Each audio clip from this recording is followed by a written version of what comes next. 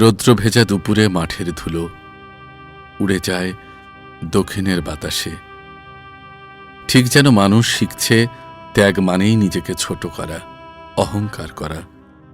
বাংলার গ্রামে ঈদের সকাল আসে গরুর চোখের গভীর নীরবতা নিয়ে। খড়ের গন্ধ মেশা উঠোনে শিশুরা হাত বুলিয়ে দেয় কোরবানির পশুর গায়ে, আর মায়েরা চুপচাপ তাকিয়ে থাকে আকাশের দিকে। পদ্মার ঢেউ জানে প্রতিটি কোরবানি শুধু রক্তের গল্প নয়, এ এক আত্মাকে শুদ্ধ করার নদী, যেখানে মানুষ শেখে নিজের ভেতরের পশুটাকেও জবাই করতে। আম গাছের ছায়ার মতো বড় হতে হলে মাটির কাছাকাছি থাকতে হয়। কোরবানিও তাই শেখায়, যার আছে সে ভাগ করে দিক, যার নেই তার সঙ্গে।